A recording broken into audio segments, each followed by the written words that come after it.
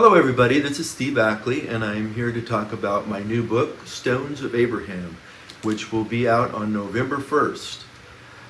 Behind me you see a server farm, and server farms are buildings filled with computer servers where all of our data is stored and all of our activity is monitored and Big Brother is watching and all that stuff. They factor importantly into the story I've written. Another thing that is interesting, in the news this week there was a big hullabaloo about an AI actor or actress called Tilly Norwood, and she is a computer-generated actress. I've not seen her in any actual scenes or anything like that. I've just been reading the news stories. And while Hollywood is sort of wringing its hands about this, I actually have a part for her. One of the main characters in my story is an avatar. So if she were to play that part, she wouldn't be taking anything away from a human character, because she'd be playing an AI avatar. So I thought that was an interesting little development in the news this week. Anyway, as I said, the book will be out soon. This is a proof copy. I did go through it and find a few mistakes, so I'm having it redone and hopefully error-free at this point. I wanted to read a little scene from the beginning of the book. I may have read this before in one of my earlier videos, but it's where the character of Lucy, who is the AI avatar, is introduced. So Bobby's a computer scientist, Bobby Rukeyser, and he goes into his home office, he turns on his computer, and he brings Lucy online, and they have a little chat. They chat about baseball, they chat about art. The little different thing going on here is that Bobby has just received some code from a friend of his who works at Google to help Lucy become more discerning, to be able to discern expressions and so forth. And so he's at the end of his conversation, he looks down and he says, let's try one more thing. I'm going to make some faces into the camera and I want you to tell me what I'm feeling, all right? I do not understand, said Lucy. This is not in my programming. I know, said Bobby. Think of emojis. A smiling emoji means happy, correct? Yes, said Lucy. And a frowning emoji means sad. Yes. And a frowning emoji with a red face means angry, right? Yes. Okay, so here we go. Bobby gave an obvious, exaggerated smile. Happy, said Lucy. He then gave a deep frown. Sad, said Lucy. He then gave her a look of wonder, his eyes wide open, his mouth slightly agape. Lucy stared blankly. How about this? Bobby rolled his eyes and shook his head slightly to indicate disagreement or frustration.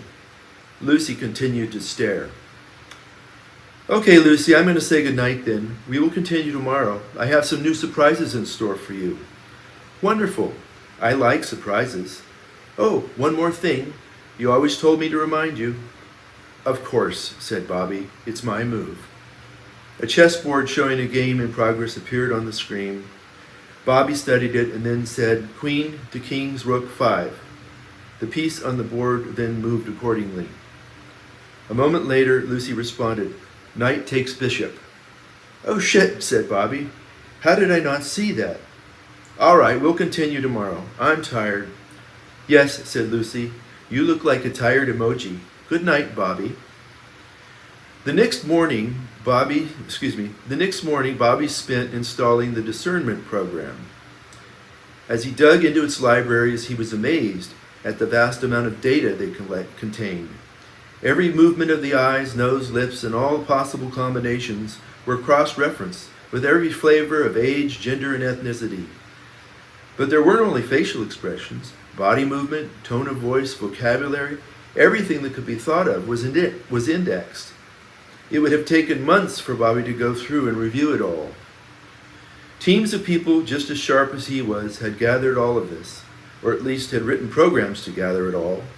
He decided to just trust the nerds at Google and go ahead and do the install. He backed up Lucy's program and data, so if anything went awry, he could restore her previous version. Once the installation and configuration were complete, he rebooted the system and brought Lucy, the updated Lucy, online. Lucy appeared in her usual fashion. At first she always looked like she didn't know where she was. Then she recognized Bobby and smiled. "Hello, Bobby." Bobby said hello and then waited. He narrowed his eyes and put his fingers to his lips. "Is something wrong?" asked Lucy. This itself was new. Normally she would ask, "What can I do for you?" or "Do you have a question?"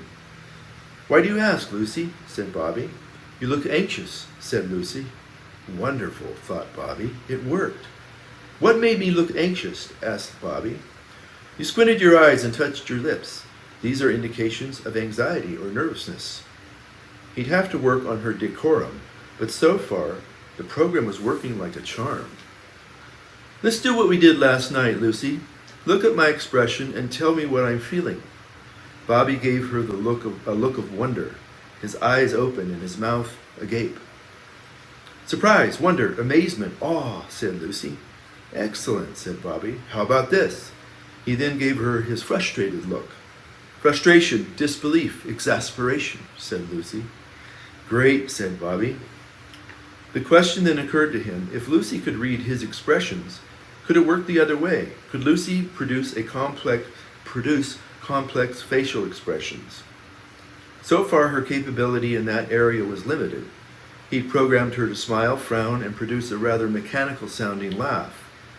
He was working on her tone of voice, but she was a long way from simulating real human reaction. Could he tap the libraries of Glenn's program so she could generate all of those emotions? Glenn had explained that the program is being used to enhance customer service AI. The idea was that if a customer had their camera on, the programs could read how they were feeling. It would take some doing. He'd have to spend some time enhancing the animation layers in her programming. But there was no reason why Bobby couldn't write the code so Lucy and her kind could produce human reactions as well as read them. Bobby scratched his beard, then leaned back in his chair and smiled. Lucy's voice then spoke up. Pride, satisfaction, smugness. So that's one of the early scenes which features Lucy, and hoping that maybe we'll have a movie out of this someday with Tilly Norwood. We'll see. Anyway, that's just me humoring myself.